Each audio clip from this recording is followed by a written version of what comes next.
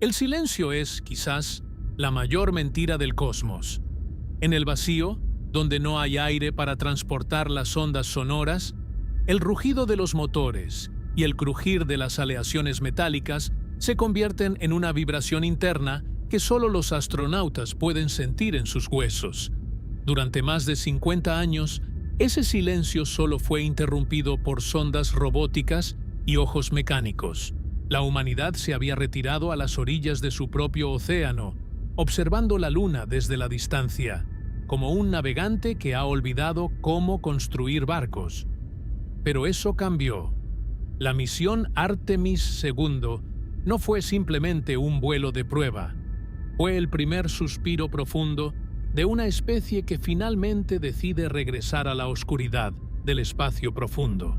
Después de medio siglo, volvimos a la vecindad de nuestro satélite natural, pero esta vez el desafío no era solo llegar, sino sobrevivir a la inmensidad de lo desconocido en una cápsula que es, al mismo tiempo, un triunfo de la ingeniería y una frágil burbuja de vida en un desierto de radiación. ¿Qué fue lo que realmente enfrentaron los 4 tripulantes de la Orion cuando se deslizaron hacia el lado oculto de la Luna?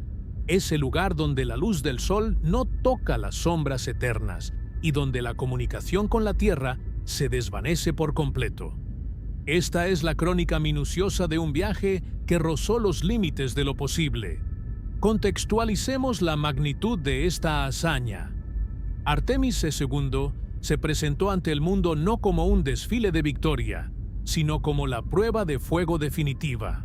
El 1 de abril, una fecha que quedará grabada en los anales de la exploración espacial, el Centro Espacial Kennedy se convirtió en el epicentro de la esperanza humana. El objetivo era claro pero aterrador: una trayectoria de retorno libre. Esto significaba que la nave Orion no entraría en órbita lunar para quedarse, sino que utilizaría la gravedad de la Luna como una onda cósmica, un estilingue gravitacional que la lanzaría de regreso a casa tras bordear el lado oscuro. No había margen de error. Un fallo en los motores durante la inyección translunar o un error de cálculo en la altitud del sobrevuelo habría condenado a la tripulación a perderse en el vacío perpetuo o a desintegrarse contra la superficie gris y estéril de la Luna. Artemis II fue la validación de que los sistemas de soporte vital, los escudos contra la radiación y la psicología humana podían soportar el aislamiento más allá de la protección de los cinturones de Van Allen. Todo comenzó con una furia difícil de describir con palabras.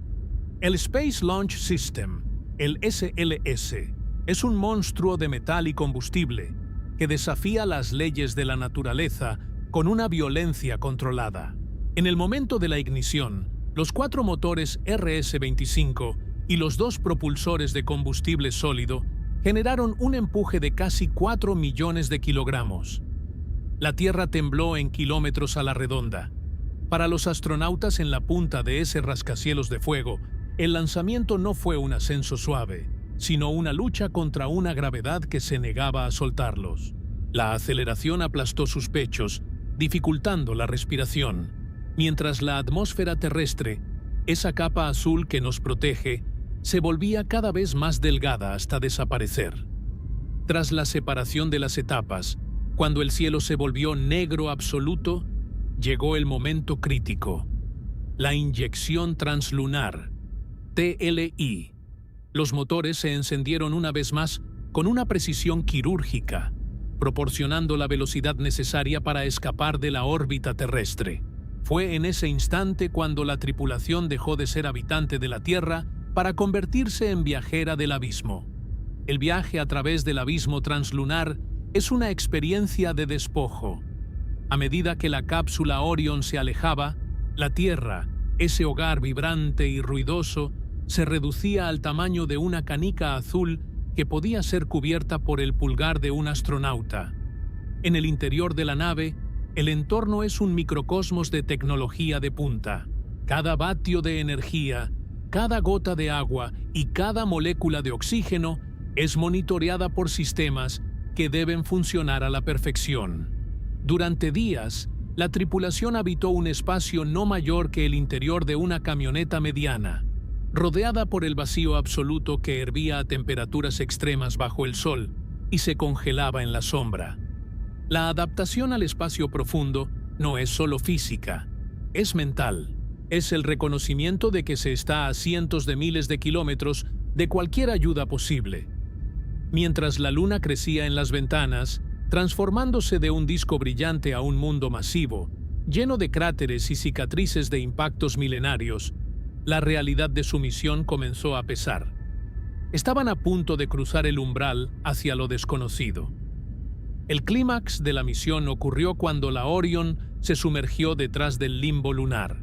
En ese preciso momento, se produjo el blackout de comunicaciones. La Luna, con su enorme masa de roca y regolito, actuó como un escudo impenetrable para las ondas de radio. Durante esos minutos de silencio absoluto, los 4 seres humanos a bordo estuvieron más solos de lo que cualquier otro miembro de nuestra especie ha estado en décadas. Cruzaron a más de 10.000 kilómetros por encima de la superficie del lado oculto, un territorio que permanece oculto a nuestra vista desde la Tierra. Allí, en la oscuridad más profunda, donde las sombras son tan densas que parecen sólidas, la tripulación observó la superficie craterizada en una resolución que ninguna cámara de televisión puede captar con justicia. Vieron el cráter Aitken, las vastas cuencas de impacto y la soledad de un mundo que no conoce la vida. Fue el punto más distante que los humanos han viajado en el espacio profundo desde el fin del programa Apolo. Un récord de distancia que marcó el verdadero inicio de la era Artemis. Pero el silencio no duró para siempre. El momento más emocionante, aquel que detuvo el corazón de los controladores en Houston, fue el Earthrise o el amanecer de la Tierra. A medida que la Orion completaba su giro detrás de la Luna y la gravedad del satélite la impulsaba de regreso, un pequeño arco de luz azul comenzó a emerger sobre el horizonte lunar. Ver la Tierra nacer desde la perspectiva de otro mundo es una experiencia transformadora. El contraste entre la superficie gris, muerta y estéril de la Luna y el brillo azul, vibrante y lleno de nubes de nuestro planeta, subrayó la fragilidad de nuestra existencia. En ese momento, la señal de radio se recuperó con un estallido de estática que rápidamente se convirtió en voces humanas. El estilingue había funcionado. La nave ahora viajaba a una velocidad prodigiosa, impulsada por la física celeste, de regreso al hogar. Sin embargo, el viaje de regreso guardaba el desafío más peligroso: la pared de fuego. La reentrada atmosférica no es un descenso, es una colisión controlada contra el aire. La Orion golpeó la atmósfera terrestre a una velocidad asombrosa de casi 40.000 kilómetros por hora. A esa velocidad, el aire no se aparta, se comprime con tal fuerza que se convierte en plasma supercalentado.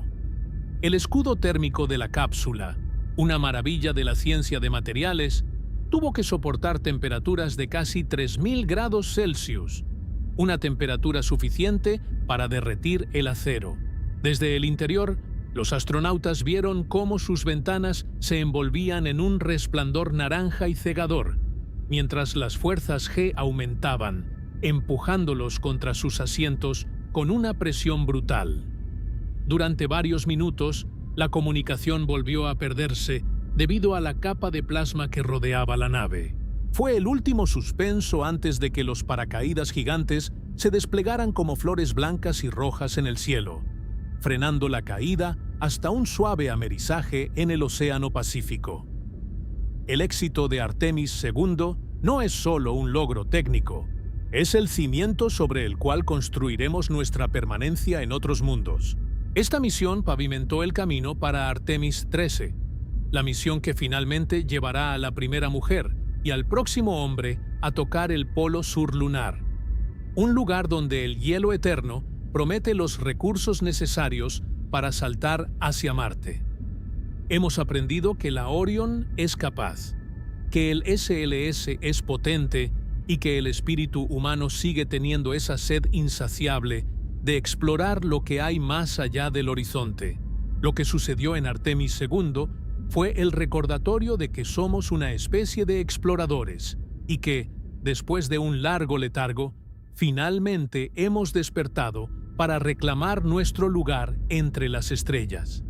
Si quieres seguir siendo parte de esta crónica del futuro, si quieres entender cada paso de cómo la humanidad se convertirá en una especie multiplanetaria, no olvides suscribirte y acompañarnos en este viaje. La Luna es solo el principio. El resto del universo nos está esperando. Imagina, por un instante, el silencio más absoluto que puedas concebir. No es el silencio de una habitación vacía, ni el de un bosque en plena noche, donde siempre persiste el susurro del viento o el crujir de una rama. Es un silencio mineral, un vacío sordo que ha reinado sin interrupciones en la cuenca de los cráteres lunares durante eones. Durante más de 50 años, ese silencio solo fue perturbado por el eco lejano de nuestra propia nostalgia. Desde que Eugene Cernan dejó la última huella humana en el polvo grisáceo del valle de Taurus-Littrow en 1972, la humanidad se convirtió en una especie recluida en su propio hogar, observando su satélite natural no como un destino, sino como un recuerdo borroso en blanco y negro. Pero el cosmos no es paciente, y nuestra curiosidad, aunque a veces aletargada por la política y los presupuestos, es una fuerza de la naturaleza.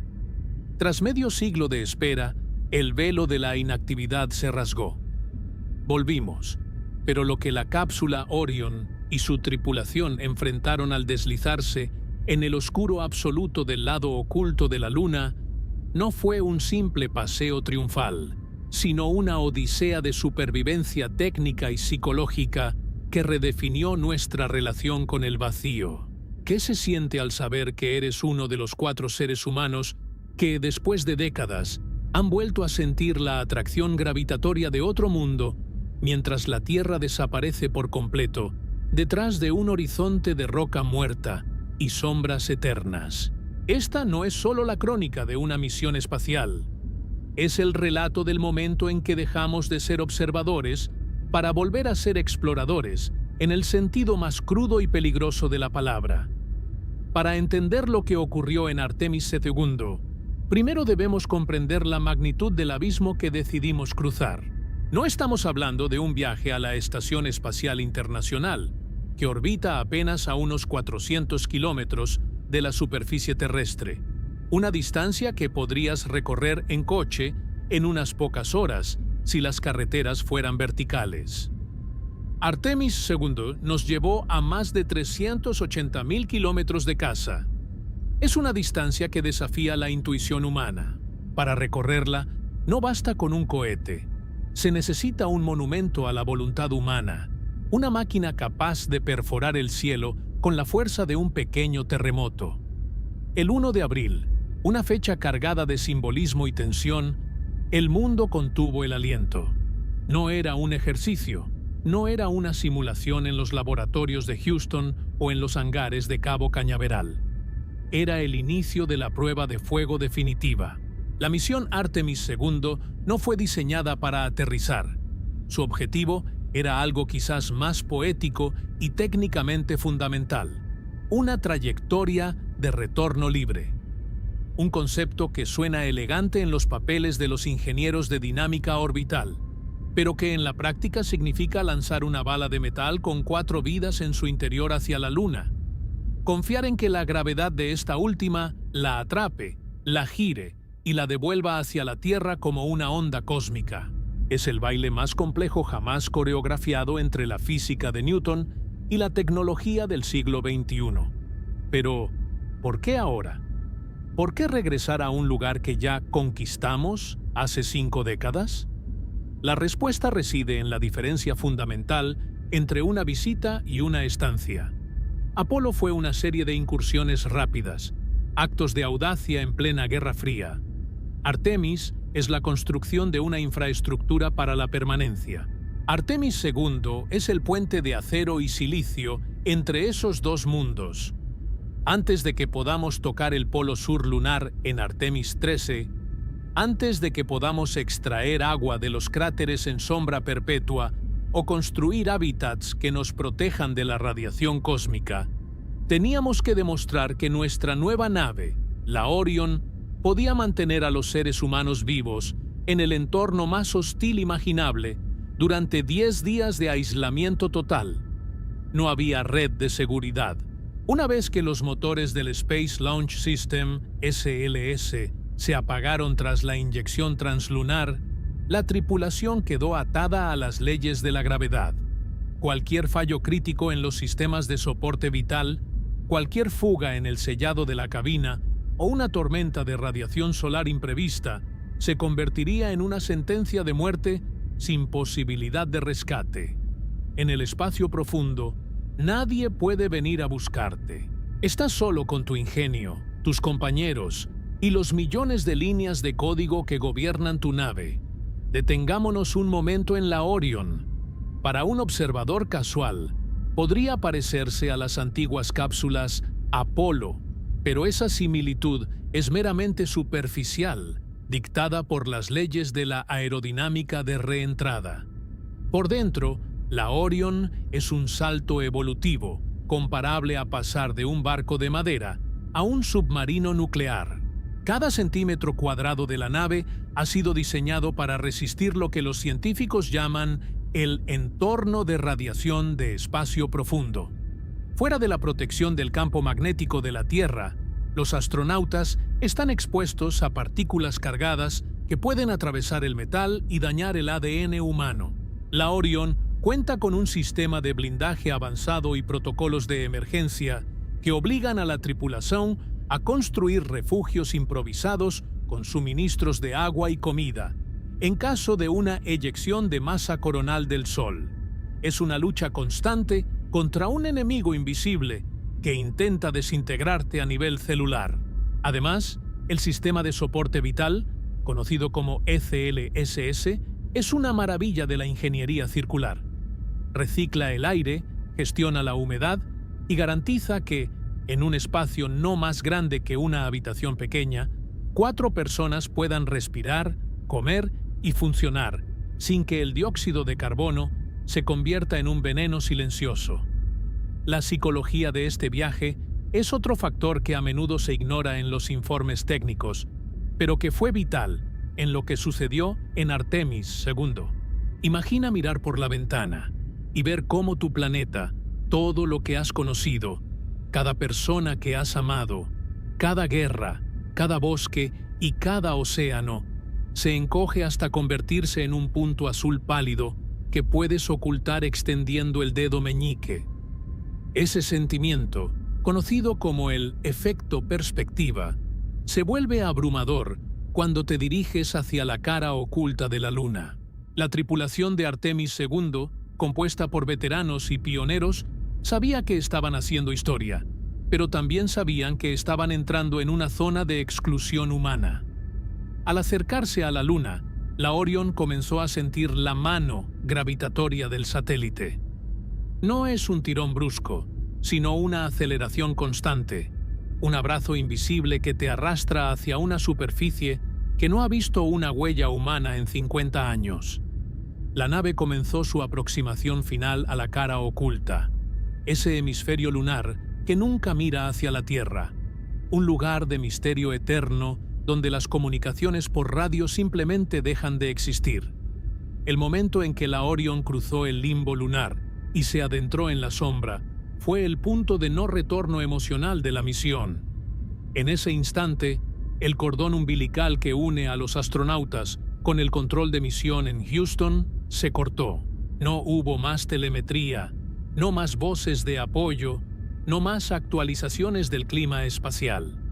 Solo el zumbido de los ventiladores de la Orion y el latido del corazón de 4 personas. Estaban volando sobre un terreno que parece sacado de una pesadilla geológica. Cráteres sobre cráteres, montañas de ceniza gris y una oscuridad tan densa que parece tener peso. A más de 10.000 kilómetros sobre esa superficie desolada, La tripulación se convirtió en el grupo de humanos más alejado de la Tierra en toda la historia moderna. Estaban más cerca de las estrellas que de cualquier otro ser humano.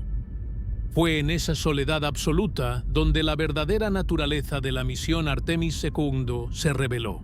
No era solo una prueba de máquinas, era una prueba de la resistencia del espíritu humano ante la inmensidad del vacío. El diseño de la trayectoria de retorno libre es una lección de humildad frente a la mecánica celeste.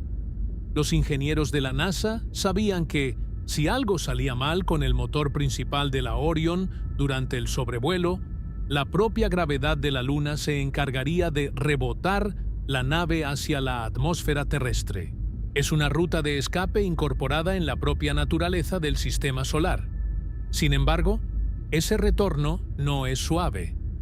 Implica pasar días en una trayectoria balística, observando cómo la Luna se aleja y la Tierra vuelve a crecer lentamente, sabiendo que el éxito final depende de un ángulo de entrada perfecto. Un grado demasiado inclinado y la cápsula se quema como un meteoro. Un grado demasiado plano y la nave rebota en la atmósfera para perderse en el espacio exterior para siempre. Artemis II fue, en esencia, un acto de fe en las matemáticas. Cada paso, desde el estruendo del lanzamiento hasta el silencio del lado oculto, fue calculado con una precisión de milímetros y milisegundos. A medida que avanzamos en este relato, debemos desglosar no solo lo que vimos a través de las cámaras de alta definición de la Orion, sino lo que los sensores detectaron en la estructura de la nave. La fatiga del metal, la fluctuación de las temperaturas exteriores que pasan de los 200 grados bajo cero a los 150 grados sobre cero, dependiendo de si les da el sol directo o no, y el comportamiento de los fluidos en microgravedad.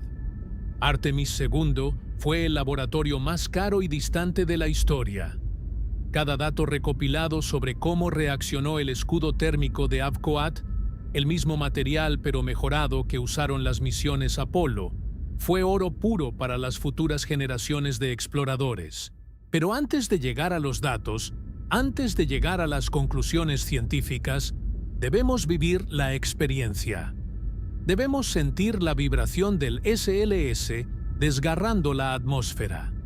Debemos experimentar el asombro del Earthrise y debemos temblar con la tripulación cuando el plasma de la reentrada envolvió la cápsula en una bola de fuego a 40.000 kilómetros por hora. Bienvenidos a la anatomía de un regreso histórico. Lo que sigue es la descripción minuciosa de cómo la humanidad rompió las cadenas de la órbita baja terrestre y se aventuró de nuevo en el océano cósmico. Prepárate para entender, con un detalle que nunca antes se ha contado, por qué Artemis II no fue solo un vuelo más, sino el rugido de una especie que se niega a olvidar cómo soñar con las estrellas. La Luna nos estaba esperando, fría y silenciosa, pero esta vez llevamos con nosotros el fuego de una nueva era tecnológica y la determinación de no volver a marcharnos nunca más. Porque lo que sucedió en esos 10 días de abril no solo cambió la trayectoria de una cápsula, sino el destino de nuestra exploración espacial para los próximos 100 años. La oscuridad del lado oculto fue el lienzo donde escribimos el primer capítulo de nuestro futuro como habitantes del sistema solar. Y ese capítulo comenzó con un estruendo que todavía resuena en los pasillos de la historia. La bestia despertó con un rugido que no solo se escuchó, sino que se sintió en la estructura misma de la realidad física de Florida. El Space Launch System, o SLS, no es simplemente un cohete, es una catedral de metal y combustible criogénico diseñada para quebrar las cadenas de la gravedad terrestre, esas que nos han mantenido cautivos en la órbita baja durante más de 5 décadas. Cuando el reloj llegó a cero aquel 1 de abril, lo que ocurrió en la plataforma 39B del Centro Espacial Kennedy fue una liberación de energía tan colosal que las palabras potencia o empuje se quedan cortas. Los 4 motores RS-25 veteranos refinados de la era de los transbordadores, junto con los dos propulsores de combustible sólido más grandes jamás construidos, generaron una columna de fuego y vapor de agua que eclipsó momentáneamente la luz del Sol. Para la tripulación dentro de la cápsula Orion, situada a casi 100 metros de altura sobre esa caldera de plasma, el lanzamiento no fue una transición suave hacia el espacio, sino un asalto violento a los sentidos. Imaginen estar atados a la punta de un rascacielos que decide, de repente, que ya no quiere estar en el suelo y comienza a subir con una aceleración que triplica el peso de tu propio cuerpo en cuestión de segundos. La física detrás de este momento es una danza de fuerzas brutas. El SLS consume toneladas de hidrógeno y oxígeno líquidos cada segundo, transformando materia química en movimiento cinético puro. A medida que el cohete atraviesa las capas más densas de la atmósfera, se produce un fenómeno conocido como Max-Q, o presión dinámica máxima. Es el momento en que el estrés estructural sobre la nave es mayor. El aire exterior, aunque se vuelve más tenue, golpea el fuselaje con una fuerza hidrodinámica masiva debido a la increíble velocidad del ascenso. Es el punto donde el cohete lucha contra el muro invisible del aire antes de perforar el vacío. Para Reid Wiseman, Victor Glover, Christina Koch y Jeremy Hansen, este fue el minuto del silencio tenso, donde cada vibración de la cápsula era analizada por sus cuerpos entrenados.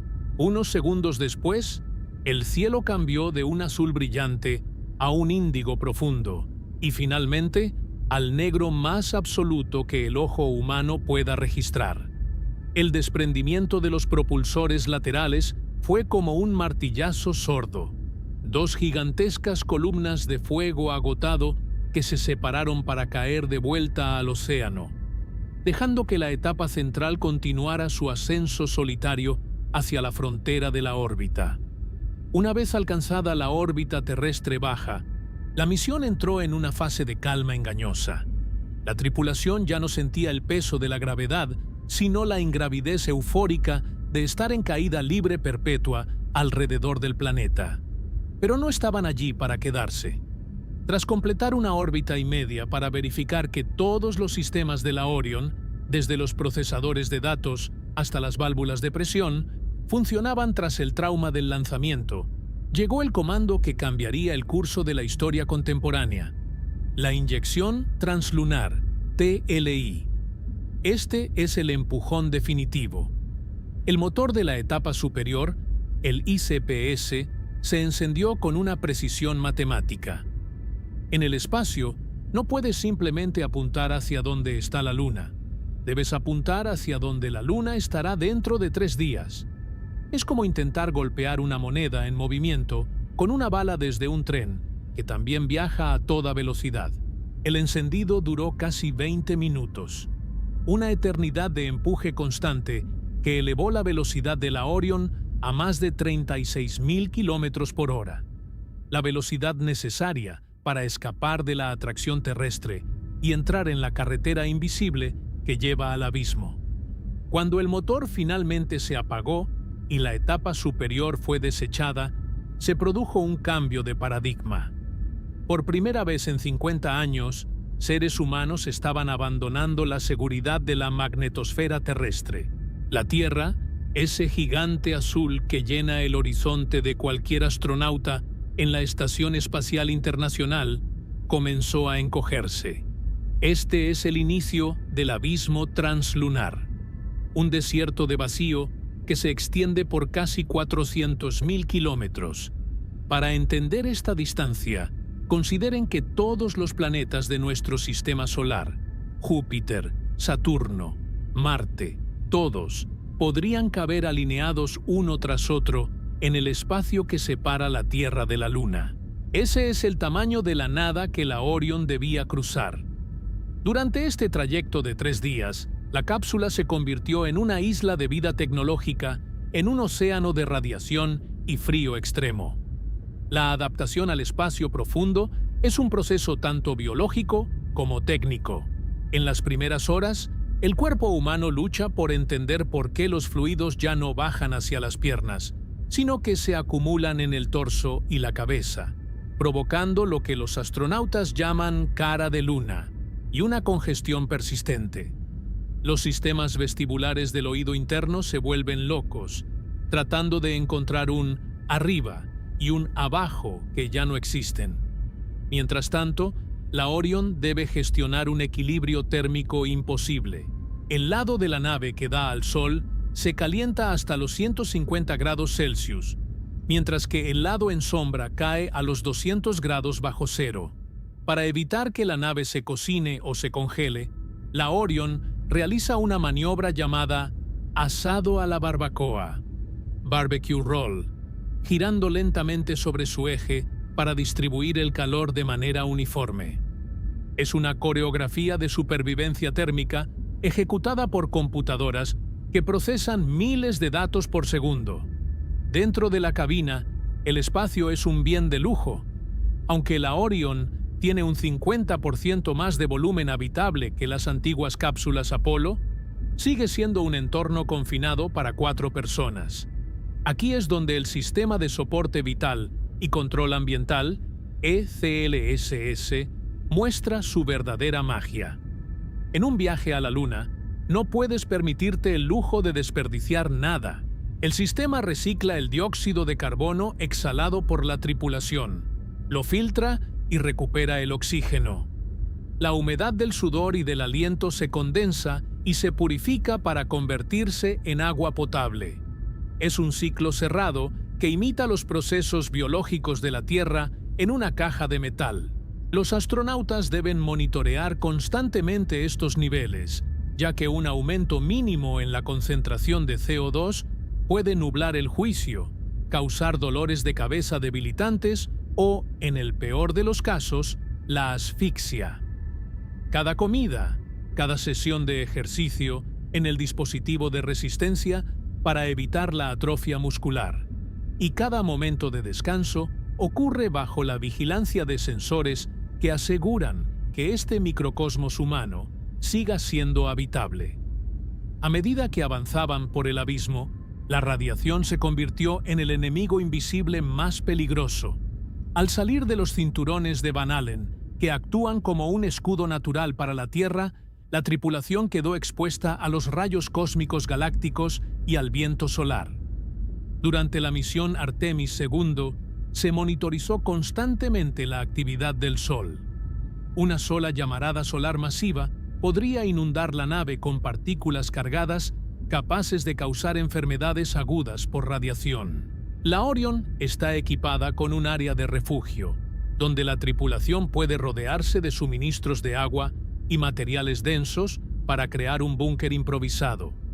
Afortunadamente, durante este viaje, el Sol se mantuvo relativamente estable, pero la tensión de saber que un evento estelar podría cambiarlo todo en cuestión de minutos siempre estuvo presente en el fondo de sus mentes. El segundo día de viaje trajo consigo una de las visiones más conmovedoras de la exploración espacial: la Tierra del tamaño de una pelota de tenis.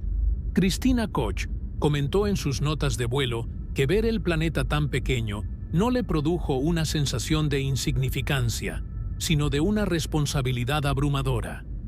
Todo lo que importa, cada brizna de hierba y cada memoria colectiva estaba allí, suspendido en la negrura total. Mientras tanto, la Luna empezaba a dejar de ser un disco plano y brillante para convertirse en una esfera masiva de color gris ceniza, llena de texturas, sombras y relieves que se hacían más nítidos a cada hora. La gravedad lunar comenzó a ganar la batalla contra la gravedad terrestre. La Orion ya no estaba siendo frenada por la Tierra, sino que estaba siendo acelerada por la Luna. Este tramo del viaje es también un período de pruebas críticas. La tripulación realizó maniobras de proximidad, utilizando la etapa superior del cohete como objetivo para probar los sistemas de navegación óptica y los sensores de acoplamiento. Estas pruebas son fundamentales para futuras misiones donde la Orion deberá unirse a la estación Gateway en órbita lunar. Los astronautas operaron los controles manuales, sintiendo la respuesta de los pequeños propulsores de control de reacción, RCS, que escupen chorros de hidracina para orientar la nave con una delicadeza milimétrica. Cada movimiento, cada corrección de curso, fue una validación de que el ser humano sigue siendo el componente más flexible y capaz en esta arquitectura de exploración. Al final del tercer día, la Luna dominaba por completo la vista a través de las escotillas de la Orion. Ya no era un objeto romántico en el cielo nocturno. Era un mundo real, antiguo y aterradoramente desolado. La tripulación se preparó para el momento más crítico de la trayectoria de retorno libre, el sobrevuelo cercano. No habría encendido de frenado para entrar en órbita, sino un paso rasante diseñado para usar la gravedad lunar como una palanca. Estaban a punto de sumergirse en las sombras del lado oculto, donde el sol se apagaría y la Tierra desaparecería detrás de una muralla de roca de miles de kilómetros de espesor. Se encontraban en el umbral del silencio absoluto, listos para entrar en un territorio donde ninguna voz humana había resonado en medio siglo. La Orion, con sus 4 pasajeros, se inclinó hacia la oscuridad, dejando atrás la luz de su hogar para enfrentar la soledad más profunda que el hombre puede experimentar. El abismo translunar había terminado.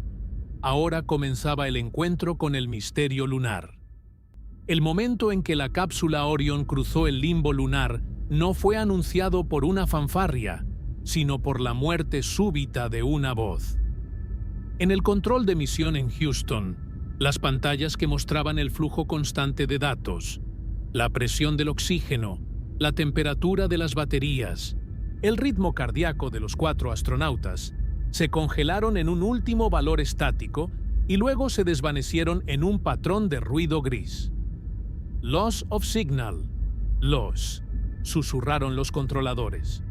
Es un acrónimo que los ingenieros de la NASA conocen bien, pero que nunca deja de helar la sangre. En ese instante, la Luna, un coloso de roca de más de 3.400 kilómetros de diámetro, se interpuso físicamente entre la nave y la Tierra. No es solo que la señal se debilite, es que las ondas de radio, que viajan a la velocidad de la luz, chocan contra una muralla de miles de kilómetros de regolito y roca basáltica. En ese segundo preciso, la tripulación de la Artemis II dejó de pertenecer al mundo de los vivos comunicados para entrar en el reino del silencio absoluto. Este silencio no es el vacío de sonido, sino el vacío de conexión. Para entender la magnitud de lo que sintieron Reid Wiseman, Victor Glover, Christina Koch y Jeremy Hansen, debemos considerar que, desde el momento del lanzamiento, cada una de sus respiraciones había sido monitoreada por un ejército de expertos a 380.000 kilómetros de distancia. Ahora, por primera vez en sus carreras, y por primera vez para cualquier ser humano en más de medio siglo, estaban verdaderamente solos. No había Houston, aquí Orion, que pudiera ser escuchado. Estaban cayendo hacia el lado oculto de la Luna, impulsados por una gravedad que los atraía hacia un hemisferio que ha permanecido envuelto en el misterio y la mitología desde que los primeros humanos miraron al cielo.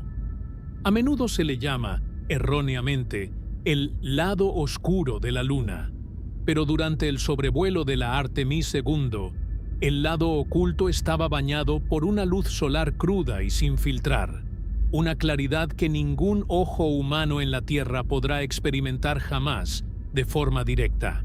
Al asomarse por las escotillas de la Orion, la tripulación no vio una sombra eterna, sino un paisaje de una violencia geológica sobrecogedora.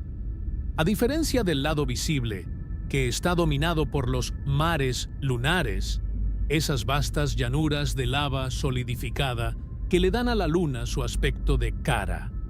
El lado oculto es un desierto ininterrumpido de cráteres. Es el escudo de la Tierra, la zona de impacto que ha recibido los golpes de asteroides y cometas durante miles de millones de años.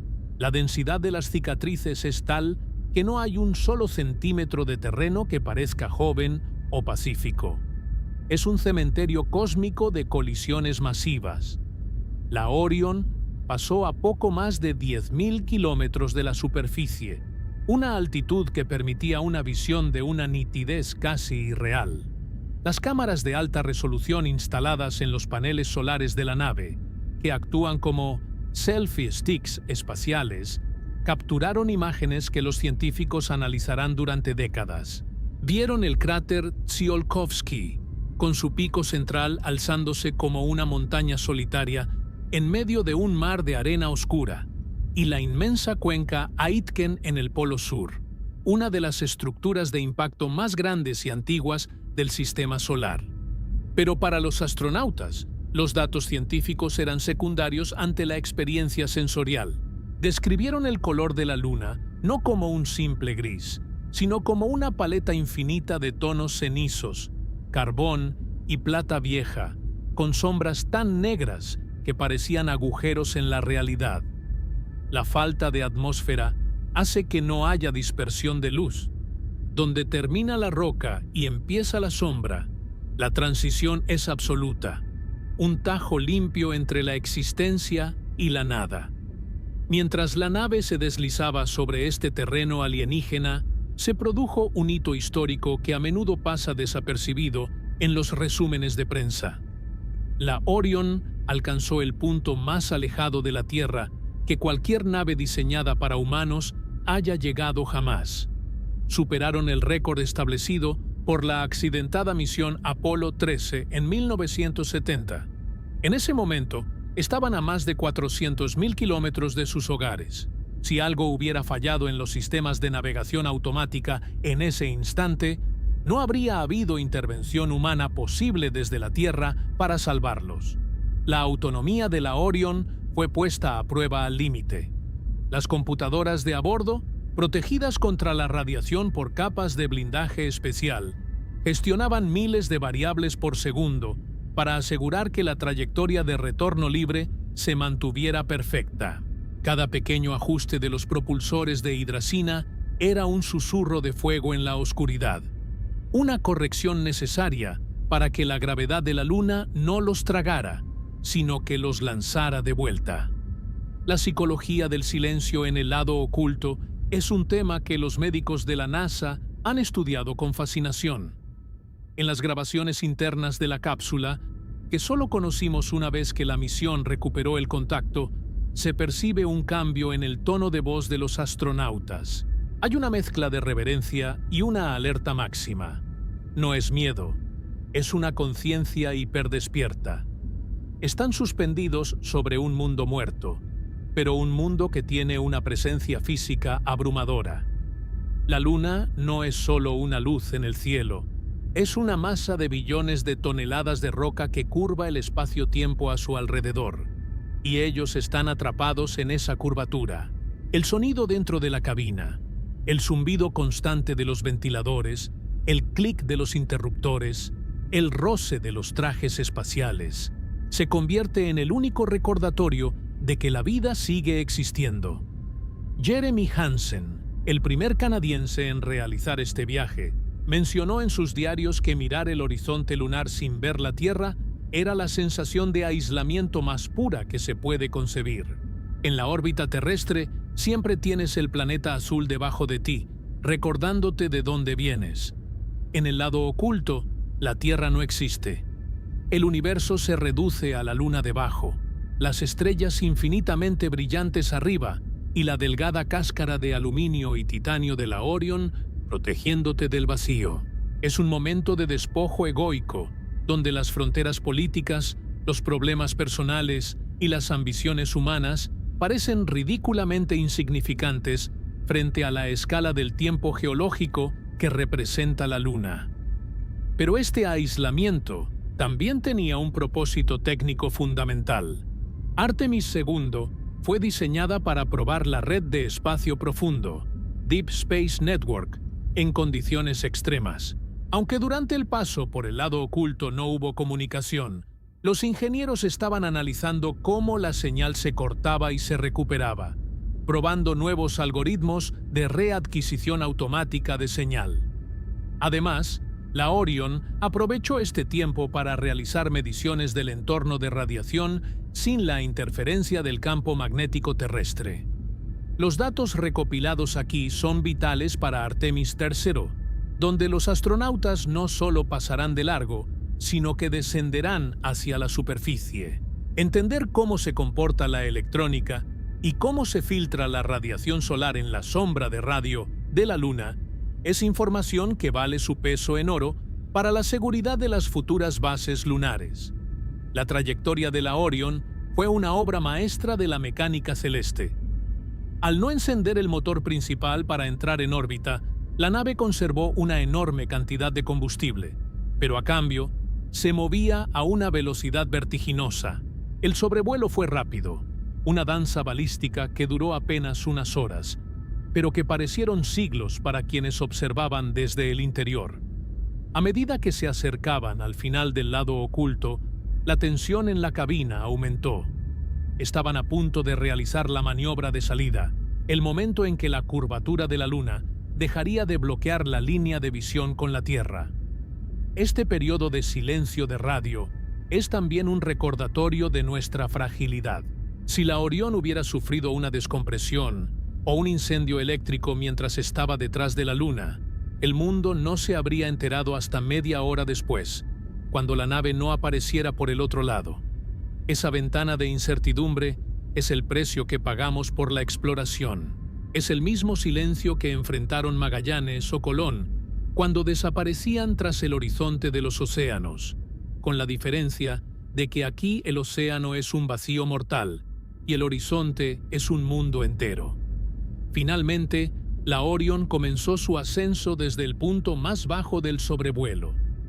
La superficie lunar empezó a alejarse lentamente y la curvatura del satélite comenzó a revelar lo que todos en la cabina anhelaban ver: las estrellas, que habían sido las únicas compañeras en la negrura, empezaron a palidecer ante un resplandor que surgía desde el borde de la roca gris.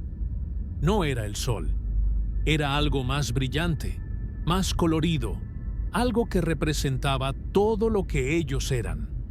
El tiempo del silencio estaba terminando, y el clímax emocional de la misión estaba a punto de desplegarse frente a sus ojos. La Orion había sobrevivido al lado oculto, había roto los récords de distancia y ahora, impulsada por la misma gravedad que casi la atrapa, se preparaba para el regreso triunfal.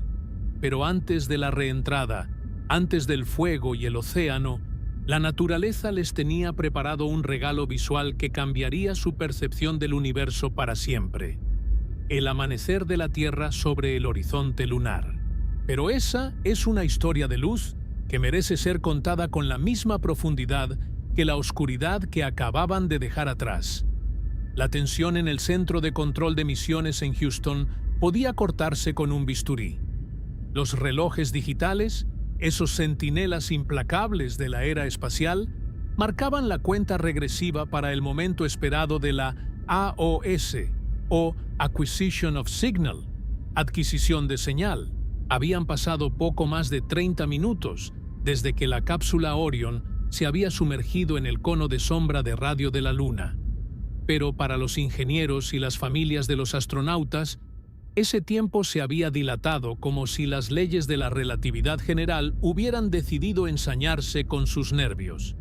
El silencio de radio no es solo la ausencia de voz, es la ausencia de telemetría, lo que significa que, durante ese periodo, la Tierra estuvo ciega ante el estado de la nave.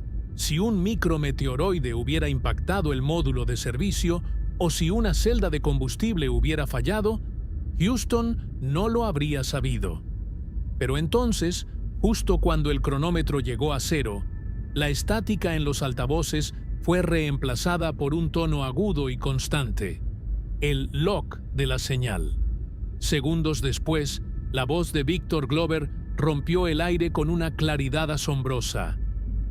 «Houston, Orion, estamos de vuelta. y no van a creer lo que estamos viendo. Lo que estaban viendo no era solo un fenómeno astronómico, era el renacimiento de una perspectiva humana que solo 24 personas en toda la historia habían experimentado antes. En el horizonte curvo, estéril y monocromático de la Luna, una pequeña uña de luz azul comenzó a emerger.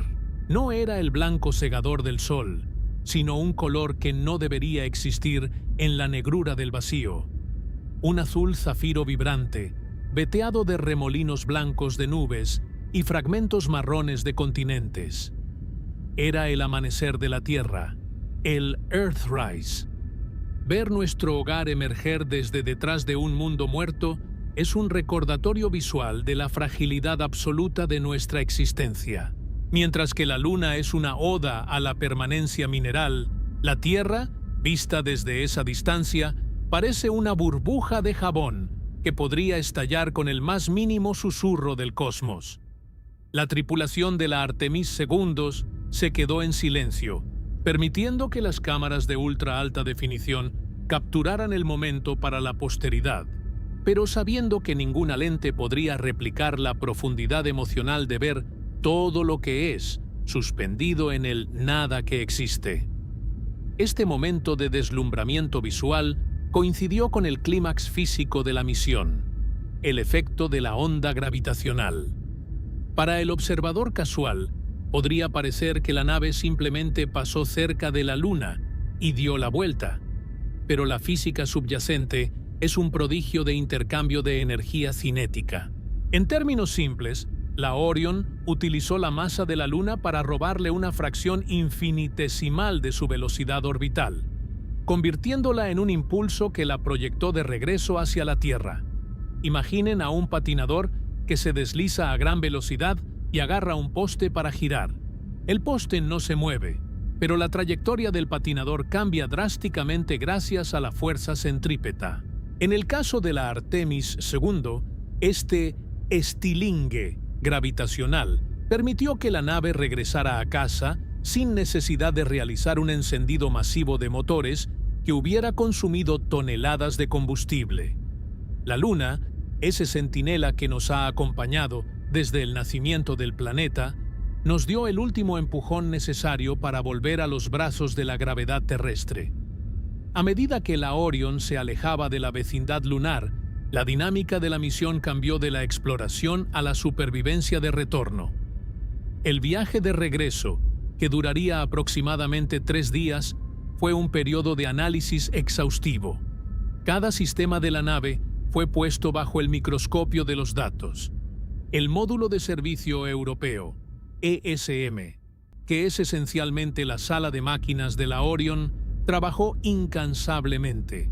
Sus paneles solares, dispuestos en una configuración de aspas de 4 metros, continuaron absorbiendo la luz del sol para mantener cargadas las baterías, mientras que los radiadores térmicos bombeaban el exceso de calor hacia el vacío. Durante este tiempo, la tripulación realizó lo que se conoce como verificaciones de integridad del escudo térmico. Utilizando las cámaras en los extremos de los paneles solares, Houston pudo inspeccionar la base de la cápsula en busca de cualquier daño causado por impactos de escombros espaciales durante el sobrevuelo. Un solo rasguño profundo en el material de Avcoat podría deletrear el desastre durante la reentrada atmosférica. La vida a bordo durante el viaje de regreso se volvió una rutina de precisión técnica teñida de una creciente anticipación. Los astronautas deben gestionar no solo la nave, sino su propio inventario biológico. El reciclaje de agua y la gestión de desechos sólidos en microgravedad son tareas que los documentales suelen omitir por decoro, pero que son fundamentales para la viabilidad de misiones de larga duración. En la Orion, el sistema de gestión de residuos es una pieza de ingeniería de vanguardia que minimiza los olores y maximiza la higiene en un espacio tan reducido. Cada caloría consumida y cada gramo de ejercicio realizado en el dispositivo de resistencia mecánica fue registrado. La atrofia muscular y la descalcificación ósea comienzan casi de inmediato en el espacio, y aunque 10 días no son suficientes para causar daños permanentes, la tripulación debe estar en su mejor forma física para enfrentar las brutales fuerzas G que los esperan al final del camino. Mientras tanto, la Tierra crecía en las ventanas. Lo que antes era un punto azul pálido se convirtió en un disco masivo que dominaba la vista frontal. A medida que la distancia se reducía, los detalles se volvían más nítidos. Las tormentas en el Pacífico, las luces de las ciudades en el lado nocturno y la delgada línea de la atmósfera, esa piel protectora que es lo único que nos separa del vacío letal. La tripulación comenzó a preparar la cabina para la reentrada. Esto implica asegurar cada objeto suelto. Una tableta o una cámara que no esté sujeta puede convertirse en un proyectil mortal cuando la nave comience a desacelerar violentamente.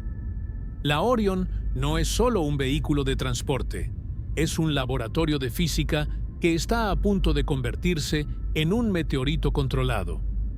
Un aspecto fascinante de esta fase de la misión fue la comunicación constante con los equipos de recuperación en el Océano Pacífico.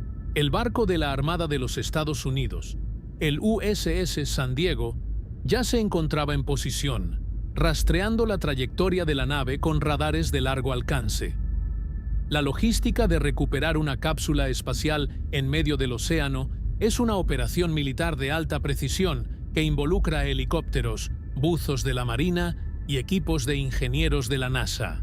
Durante el viaje de regreso, se realizaron simulacros constantes para asegurar que, en el momento en que la Orion tocara el agua, el equipo pudiera llegar a ella en cuestión de minutos. La seguridad de la tripulación no termina cuando la nave deja de volar. El riesgo de vuelco en el mar o de fallos en los sistemas de flotación es una preocupación real. La psicología del regreso es distinta a la del lanzamiento.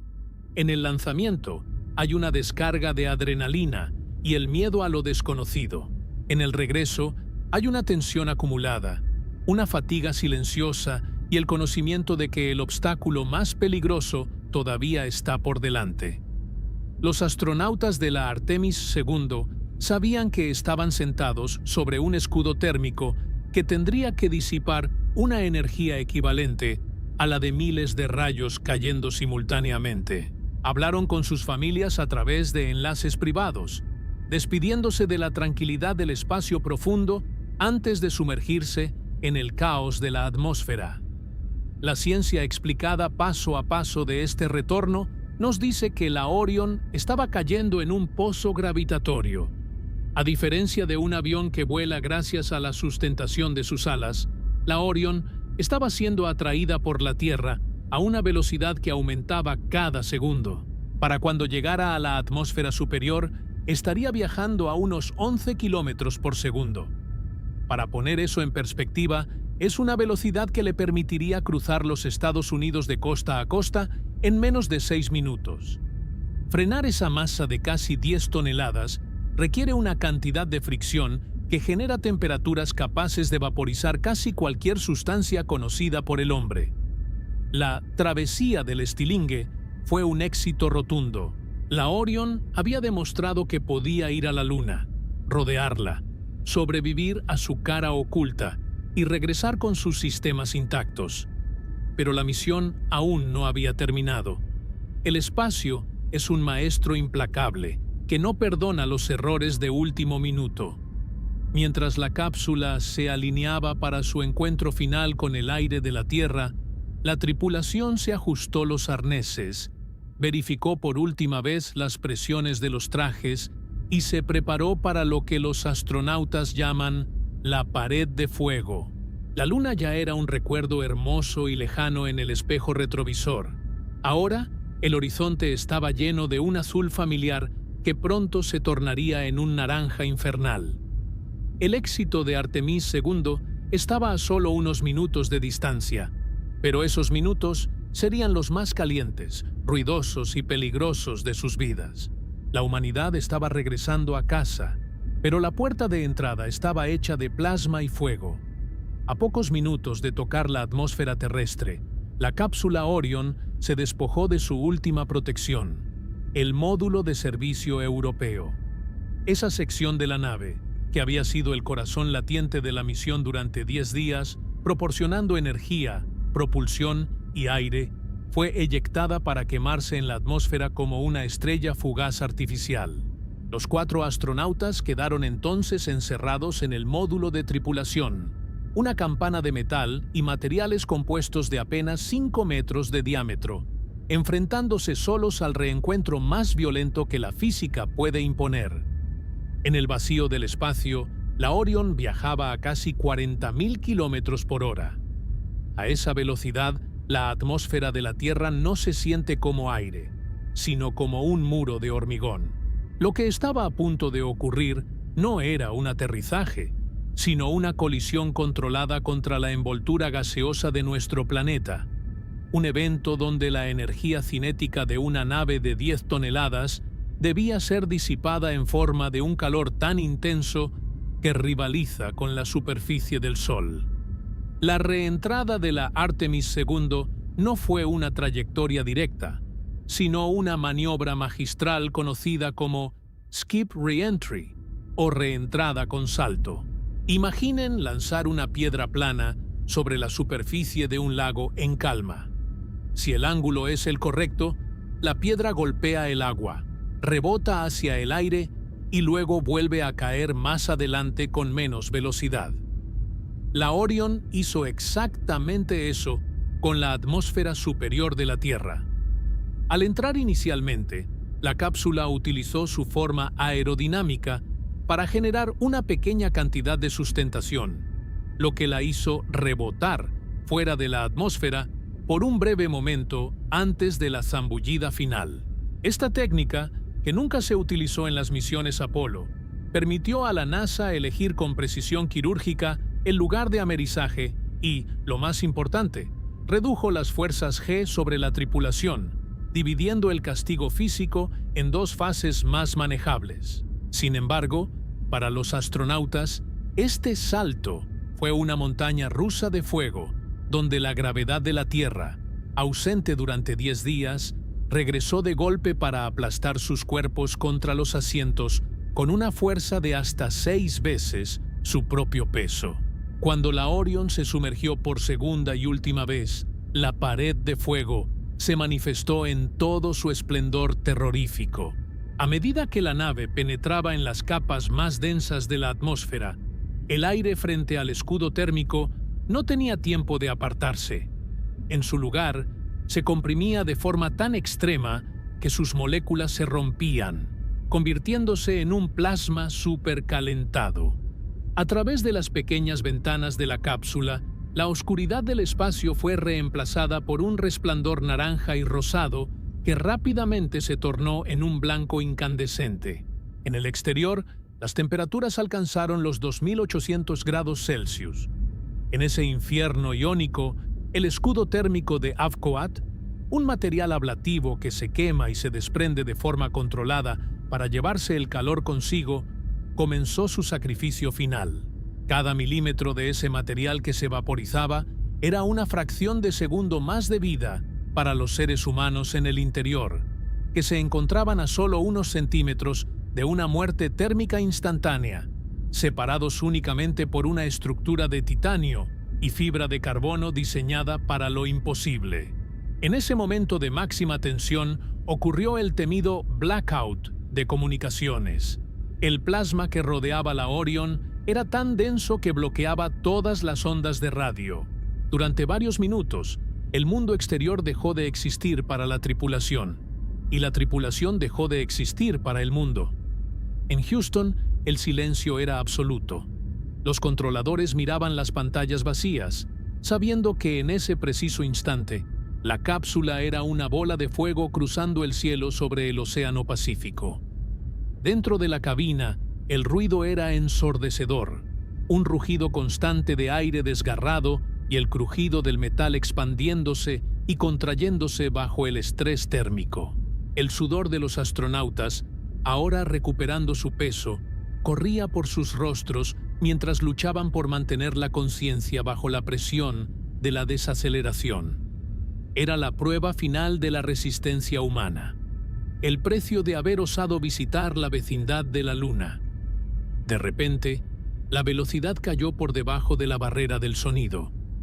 El resplandor del plasma se desvaneció, dejando ver un cielo azul que nunca había parecido tan hermoso.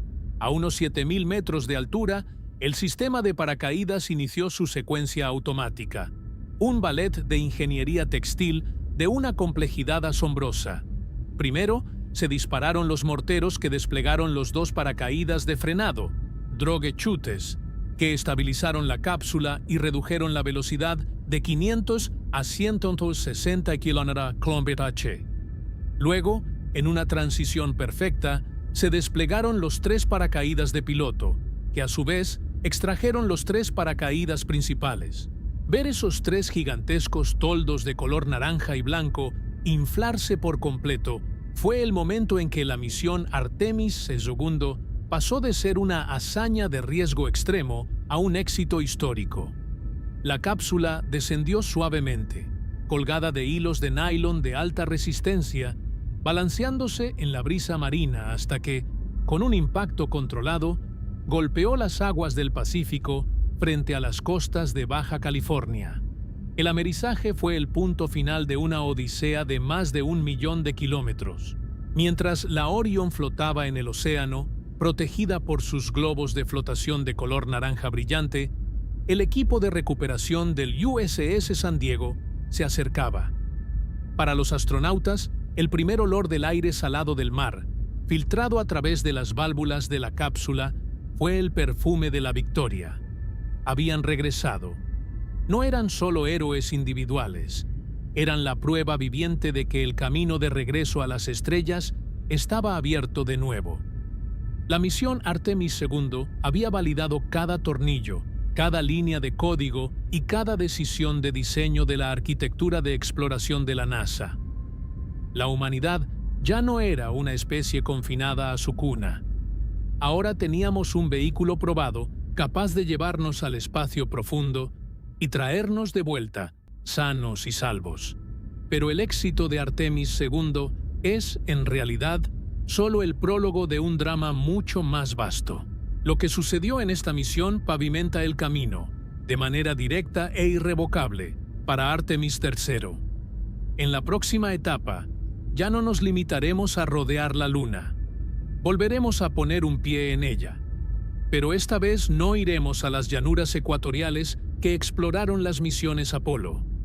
Nos dirigiremos al polo sur lunar, un lugar de contrastes extremos, donde existen cráteres que nunca han visto la luz del sol en miles de millones de años. Allí, en la oscuridad perpetua, se esconde el tesoro más valioso del sistema solar, el hielo de agua.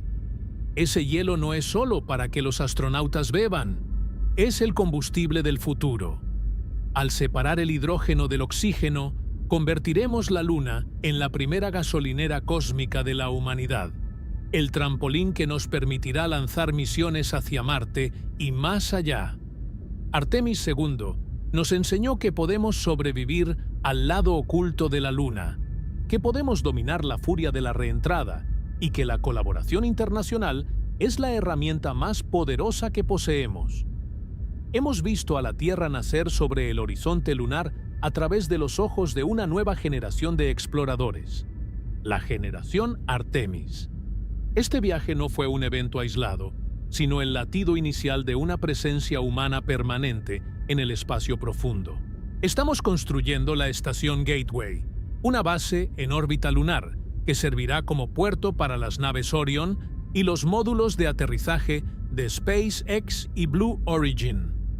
Estamos diseñando trajes espaciales que permitirán a la primera mujer y al próximo hombre caminar sobre la superficie lunar con una libertad que Neil Armstrong solo pudo soñar. Al cerrar este capítulo de lo que realmente sucedió en Artemis II, debemos reflexionar sobre el significado de estas hazañas. No vamos a la Luna porque sea fácil, o simplemente porque queramos batir récords de distancia. Vamos porque la exploración es el motor de la innovación, el catalizador de la ciencia y la máxima expresión de nuestra esperanza como especie. Cada avance en el soporte vital de la Orion se traduce en tecnologías de purificación de agua y aire aquí en la Tierra. Cada escudo térmico que resiste el plasma nos enseña sobre la ciencia de materiales que transformará nuestras industrias. Pero sobre todo, vamos porque mirar hacia arriba y preguntarse, ¿qué hay más allá? Es lo que nos hace humanos. La Luna ya no es ese disco inalcanzable en el cielo nocturno. Es nuestro octavo continente, un mundo de posibilidades que apenas estamos empezando a comprender.